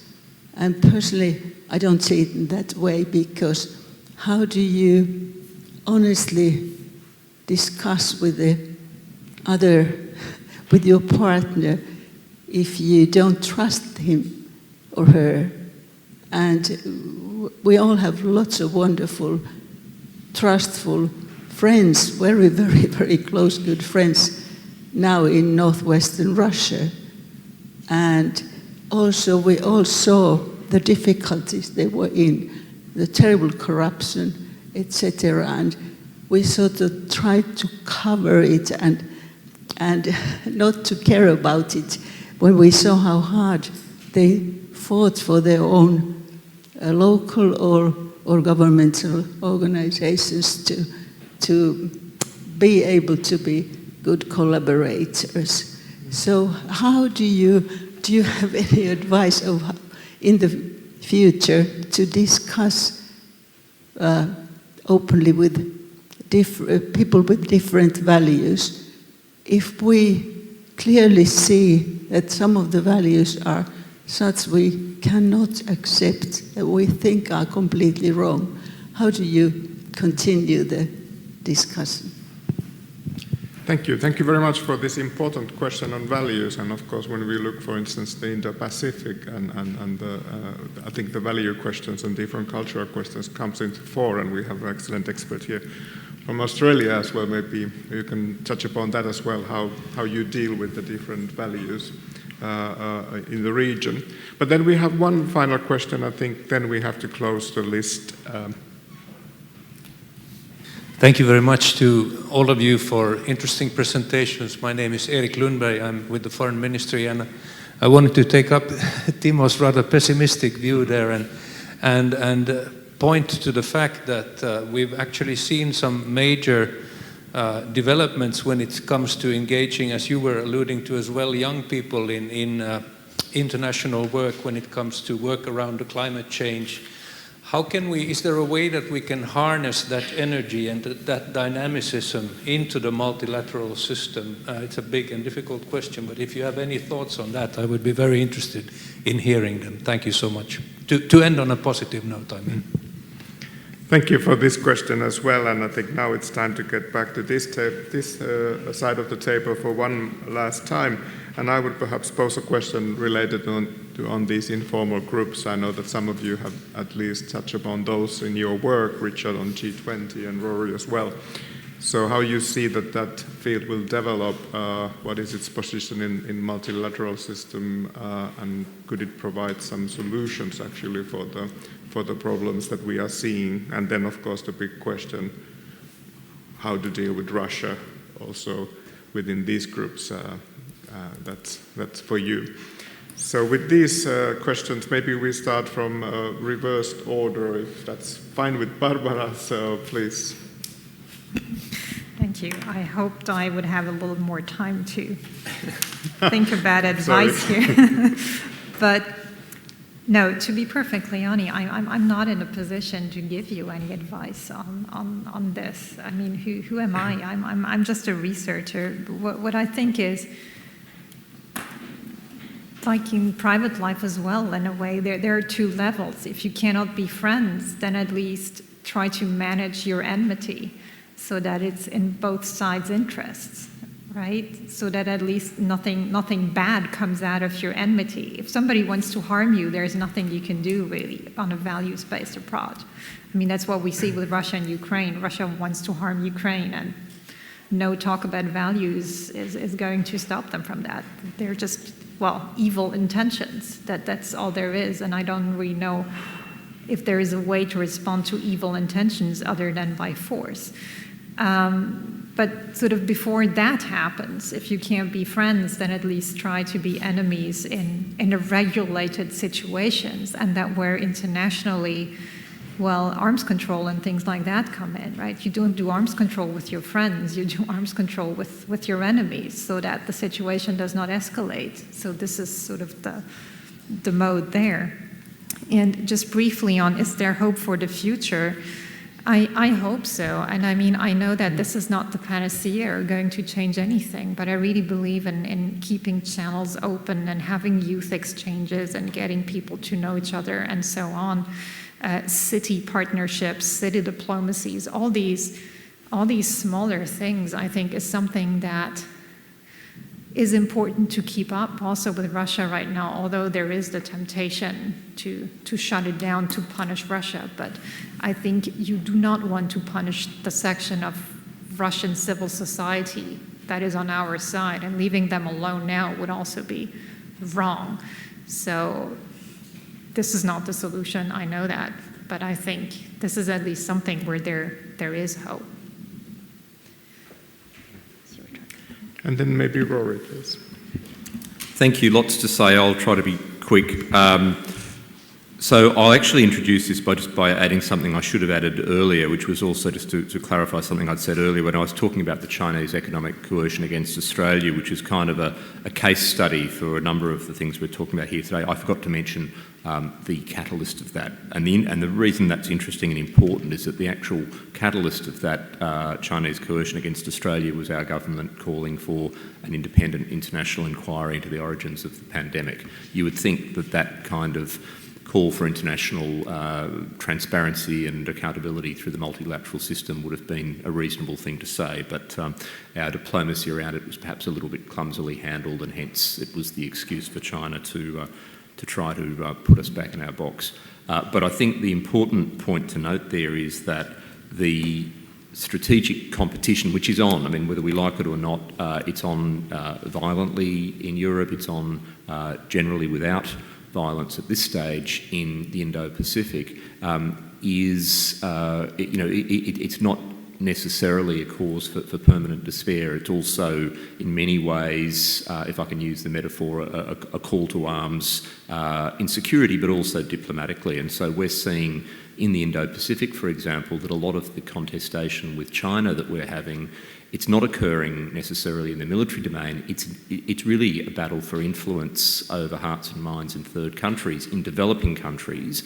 And one of the important channels for that is to be a good partner to those countries, including in climate resilience, climate mitigation, energy transition, and so forth, vaccine distribution. And so, again, for example, we have a newly elected government in Australia which has a much more progressive set of policies on climate change that have been welcomed in our region, but that does not mean that we're stepping away from strategic competition. Instead, we will work with like-mindeds, with in this case countries like the United States and Japan and with European partners in offering alternatives to developing countries.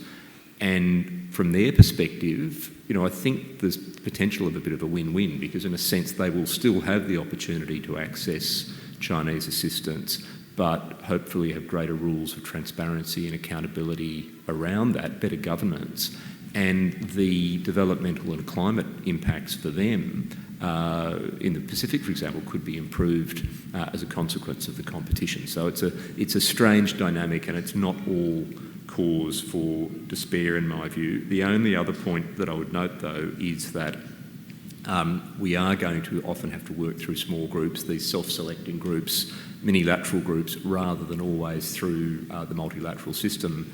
But we would characterise these groups, certainly speaking as an Australian, as islands of trust in the multilateral system. So the Quad, for example, is not an alternative to regional multilateralism or the UN system. It's potentially a caucus within that, which we hope can be the core of a larger group in future. And finally, on that question of trust, I think certainly in the Indo-Pacific the language has changed. We generally don't talk about trust anymore, because I think the experience we've had with China in particular, I can't speak to the Russian experience, but the experience there is that in China, trust is code for you should respect our interests over yours, and once you've done that, we can have a conversation. That clearly is not a starting point for diplomacy, so instead we talk much more now about confidence and predictability and dialogue. Let's save the trust as the end point of the relationship, not the starting point. But again, I can't speak to the European experience. Thank you. Thank you. Thank you very much, Rory. And then finally, Richard. Yeah, I have the Star Wars question, what is a new hope? Before I get to that, look, I mean, on the I think the G7, which is meeting, in 10 days, like NATO, the G7 gets a bit of sort of extra energy out of a crisis like this, which sort of forces the West to act in a unified way. Crisis Group has a publication on the G7 coming out next week. I mean, I think the G7 has a very important role, despite the fact that its economic weight has diminished, it is still, G7 members still cover about a third of the global economy, have 40% of the voting rights in international financial institutions, provide about 70-80% of, if you include the EU, 70 or 80% of humanitarian funding. I mean, you know, these are still big players, and I think that the G7 has to lead on trying to manage some of the global shocks related to the war in Ukraine, around food prices, around energy prices. There's a lot that G7 countries plus the EU can do through their economic policies to help countries like Lebanon, or indeed countries like Afghanistan, to weather what's going to be an awful, awful humanitarian period. The G20 I am less sure of. We should keep in mind the G20 had been losing momentum for the best part of a decade anyway. The G20 only really comes into its own when you have a massive financial cliff edge. And maybe we will come to a massive cliff edge sooner rather than later, and maybe that will force all members of the G20 to put aside their political differences and cooperate. But I think that, sadly for Indonesia, this year is probably going to be a pretty rough diplomatic ride. On young people, and this relates to the Helsinki spirit again. I mean, look, firstly, the UN now puts a huge amount of energy into consulting with young people. And, you know, Antonio Guterres, the Secretary General, has been running a sort of UN reform thinking process called Our Common Agenda, and there's been enormous online consultations with young people around the world. My only concern is, when I was young, I lived in Helsinki for a bit, I never thought about the UN. I mean, I had better things to do with my life. And I think sometimes we sort of try and force, sort of youth, in inverted commas, into consultations. And that may not be the most productive way for them to engage politically. I mean, youth movements like the movement around climate change tend to emerge organically and spontaneously. I mean, I would hope, coming back to the Helsinki spirit idea, that something that we will see in the wake of the Ukraine war is more spontaneous engagement around human rights. Maybe that is where youth should be putting its energy, in a chaotic, uncoordinated, youthful fashion, rather than just advising the UN. But we will see. Hope. Yeah. It's quite hard to find reasons for hope, for all the reasons that Mika laid out at the start. But the thing that actually makes me hopeful, ironically, is that although we're sitting here talking about the failure of the multilateral system, we aren't looking at a failure of the multilateral system comparable to that we saw in the 1930s. And the most striking feature of China's rise as a major power over the last 15 years, seen from my perspective, is that actually China has decided that it is going to buy into the existing multilateral architecture that we have. Now, it is buying into it because it would like to take it over, and that creates a lot of frictions and a lot of tensions and a lot of questions about whether the UN can continue to focus on matters like human rights, where China does not want to play by our rules. But nonetheless, on a lot of issues, China does actually want to work through this system. China is considerably more engaged across the UN system than Russia is. I mean, you know, Russia at the UN is basically a veto. It's not a player on development. It's not really a player on a lot of other issues. China is playing across development issues, across climate issues, and not always in a negative way. Although if you say that in the US these days, you get into trouble. So my one glimmer of hope is that although we're going through these huge power shifts and these shifts in polarity, we still have an international architecture that is, by historical standards, unique. And it may be that as time goes by and as the severity of some of the shocks that we're still only just starting to understand becomes clear, that actually that architecture will provide a basis for some cooperation going forward. Or maybe we'll go back to the 1930s and we'll start to see major powers defecting from international institutions, and maybe we'll all be doomed. But there is still a positive pathway just possible. Thank you, Richard. And then Rory, you had a... Yeah, I just wanted to add one small point that just might be sort of a useful conclusion from my side at least, and that is that we've, certainly in the Australian policy world, we've begun to use two different terms, values and principles, in slightly different ways. And it's a way of bridging this idea of how do we engage with or speak with countries with which we don't have commonality of values, but with which it's about more than power. And so just the distinction I'd make is that when we're talking about values-based coalitions, we're talking about liberal democratic values, we're talking about human rights, we're talking about our own societies and their foundations. When we're talking about principles, we're talking much more about the rules and predictability of the international system, respect for sovereignty and so forth. In other words, you can be like-minded on principles with an undemocratic country if there are agreed rules for international behaviour. And I think that's just one small message from the Indo-Pacific that I think may be useful in this context. Thank you. Thank you very much. It's 11:30 and it's time to conclude this seminar as well as a stream broadcast.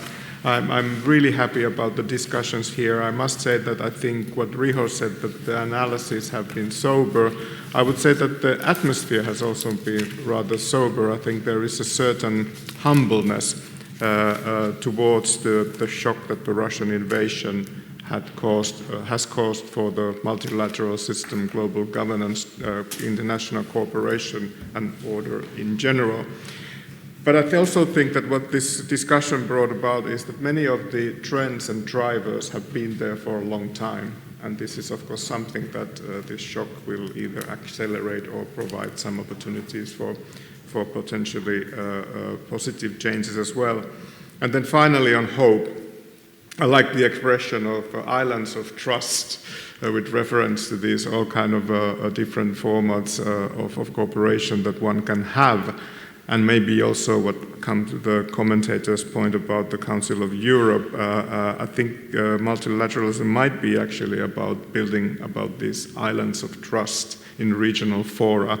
And maybe the question is how to make those stronger, how to expand those, and then in the end, how to connect those islands of trust better together. Maybe that might provide us some hope for a better future in light of the global planetary challenges we're also facing. So ladies and gentlemen, thank you very much. It's been a pleasure chairing this. I hope you all a very nice Friday afternoon and bon weekend.